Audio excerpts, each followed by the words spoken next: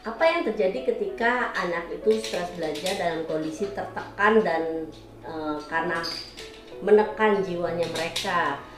Ketika itu ada yang namanya hijack amigdala, proses sistem limbik amigdala di on kan dengan pengalaman-pengalaman, segudang pengalaman mereka yang membuat mereka stres belajar gitu ya. Karena ketika anak datang ke sekolah mereka hanya duduk di kursi, kemudian guru suruh buka buku, kemudian walaupun diterangkan guru kadang-kadang juga menerangkan secara gamblang gitu ya, tapi anak-anak nggak nangkep karena itu informasi baru. Saya inget banget anak saya waktu kelas 1 diajarin penjumlahan, kemudian belum penjumlahan itu diendapkan, kemudian dihajar lagi dengan pengurangan, kemudian langsung lagi dengan konsep matematika yang lain gitu ya. Sebenarnya apa yang terjadi pada saat anak itu belum mengendapkan, karena pada saat anak baru belajar pertama kali itu otak kanan yang baru berkembang. Nah, 9 tahun itu baru bisa diajarkan konsep yang namanya abstraksi. Makanya anak-anak kelas 2, kelas 3 itu belum ngerti yang namanya tanggung jawab, motivasi belajar, karena otak depan mereka juga belum terlalu berkembang. Otak kanan juga baru mulai aktif gitu ya. Pembelajaran seperti apa? Ini contoh kecilnya ya, seperti misalnya, oh kita bisa pakai mainan-mainan seperti ini gitu, yang bisa dipakai untuk membuat anak itu bergairah belajar dan menonaktifkan yang namanya amigdala. Ya, jadi amigdala ini sebagai bentuk sensor otomatis yang kalau misalnya ada stres dia akan muncul reaksi-reaksi yang nggak terduga, misalnya kayak marah-marah, temperamen, emosi. Jadi anak nggak suka belajar. Nah, jadi hati itu harus dibuat senang, maka anak amigdala itu harus dibuat off ya, karena ketika amigdalanya diaktifkan itu batang otak yang akan mengambil reaksi sehingga anak akan bertingkah laku tidak sesuai dengan tuntutan atau keinginan orang tua. Belum lagi projection orang tua yang menuntut anak harus dapat nilai bagus, KKM harus bagus gitu ya, tuntutan dari sekolah. Kalau dibilang namanya otak reptil, pasti otaknya banyak bereaksi terhadap suatu hal dan biasanya itu negatif gitu ya. Karena begitu hijack amigdala udah langsung otak reptil bekerja. Jadi prosesnya gini,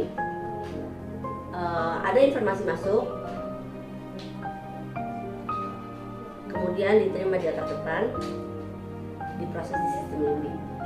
Kalau si amigdalanya itu ngutak-ngutik, informasi ini gak bagus sih, gue isengin terus ya ambil tuh informasi, kemudian gak ada proses di sistem limbik, akhirnya si batang otaknya akan bereaksi. Sementara ada di bagian sistem limbik itu ada yang namanya hipokampus, juga bekerja sama dengan amigdala. Jadi hipokampus ini adalah bank mental gudang informasi yang kalau misalnya kita bilang ayo gambar gajah gitu ya, atau misalnya coba saya minta Anda membayangkan gajah, nah itu hipokampus di situ. Tapi kalau gajahnya misalnya suka nendang-nendang gitu ya karena pernah pengalaman negatif sama gajah, itu amigdala yang hijack karena informasinya jadi salah. Oke. Nah, kemudian di otak reptil inilah kebanyakan informasi emosi-emosi negatif berkaitan dengan frekuensi dari gelombang elektromagnetik dari timus anak itu berkembang gitu ya. Jadi ketika otak reptil itu sudah menguasai, biasanya akal seluruh tubuh akan bereaksi, misalnya kayak jantung deg-degan, kemudian jadi cemas, jadi panik. Akhirnya apa? Di dalam diri orang itu ada yang namanya timus, letaknya di sini ya, tengah dada. Ini sebenarnya ada pancaran gelombang ke orang lain.